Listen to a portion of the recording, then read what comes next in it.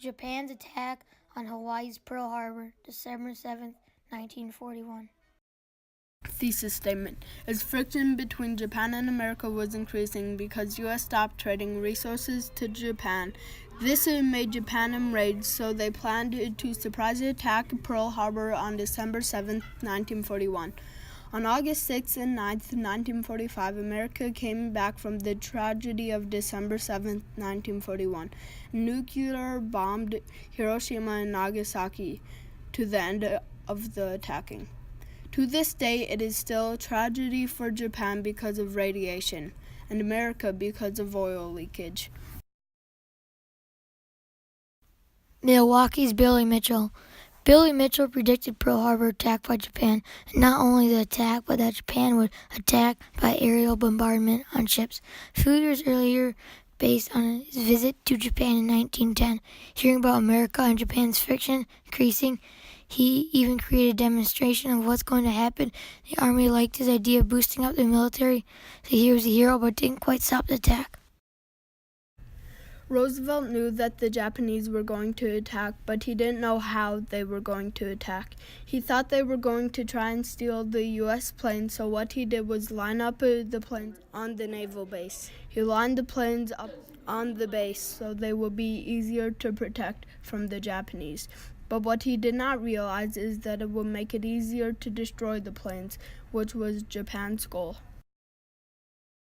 Lieutenant Kermit Tyler was an Army Air Force pilot. December 7th was the second day at his job, and he told America Army Air Force's B-17 heavy bomber planes were supposed to be flying around for practice.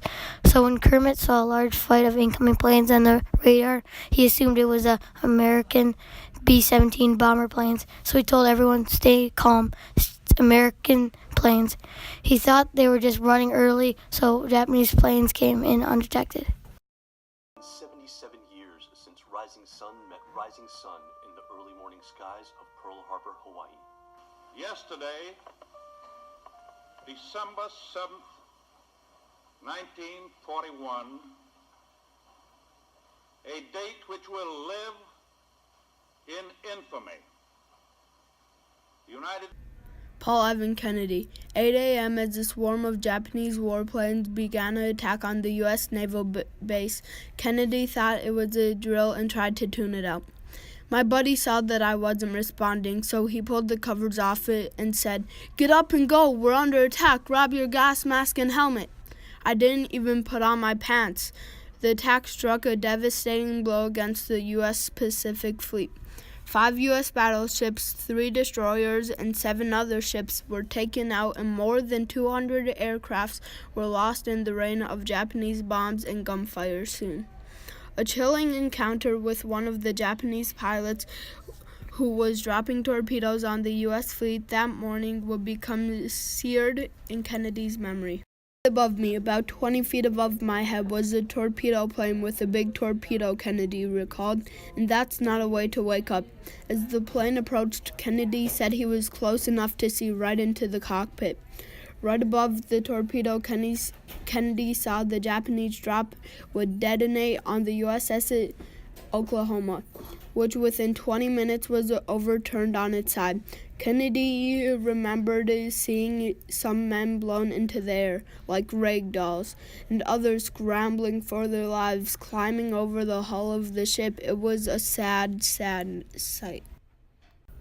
He suited up and ran to a station on a flying bridge to hoist flags as a signalman. Then Kennedy experienced his own brush with death as he saw a Japanese fighter plane drop a nearby bomb on the USS Pennsylvania and then banked towards his own ship. He started strafing. Kennedy recalled, "I didn't have any protection. I feared, this is it. I've had it. There are bullets laying all around me. I could hear them hitting the deck. I heard them hitting and hitting, making chips on the deck, but he missed." But for Kennedy, death never felt as close as it had on December 7th, 1941, when he dodged bullets and saw dozens of bodies of his fellow sailors in their white uniforms floating face down in Pearl Harbor's oil-soaked waters. There was nobody on the Sacramento who was out of control, crying for their mother or crying at all, Kennedy said, adding that everyone did what they were trained to do. "I was really proud of my ship." Pacific Ocean Theater of World War II. After Pearl Harbor attack, we fought in the Pacific. It was a major theater of war between the Allies and the Axis powers. 41,592 people died in the U.S. Army grounds in the Pacific. Since Japan didn't surrender after the Pacific Theater War, we bombed Japan to end the war. As American sailors slept in their racks, more than 300 Japanese aircraft attacked airfields, shipyards, and Battleship Row, the heart of the U.S. Pacific Fleet. In the smoke and chaos of battle, Americans fought back. Their courage and sacrifice inspired a nation. When a Japanese bomb found the USS Arizona, the explosion killed 1,177 officers and crew, sealing them in an underwater tomb. In total, the attack on Pearl Harbor cost 2,400 American lives and left another 1,100 wounded. Japan aftermath. Japan got bombed back. Hiroshima still has radiation that affects nature reproduction still to this day, and it affected humans, same for Nagasaki. On August 6, 1945, U.S. dropped the bomb on Hiroshima first, and the nuclear bomb was called Little Boy, that weighed nearly 10,000 pounds, and was said to kill 70,000 Japanese people, and about equal of that were injured because of the bomb. And approximately 1,900 people died of diseases caused by the bomb. The next bomb was dropped 3 days later on Nagasaki and was called Fat Man. It killed between 45,000 and 70,000 and injured 75,000 Japanese people. Pearl Harbor aftermath. U.S. oil leak from USS Arizona. The USS Arizona, before the attack, had 1.5 million gallons, and is said to still have 500,000 gallons of oil that is slowly seeping out into the ocean at about 4 to 9 quarts a day, which is affecting the ocean's wildlife. The current estimate of how long it will continue to leak is 500 years, but the National Park Service is reluctant to certify because of the enormous cost and would disturb a war grave site. Visitors often say that Arizona oil leaking is USS Arizona's tears. Wanted to strike a deadly blow against the United States and dominate the Pacific.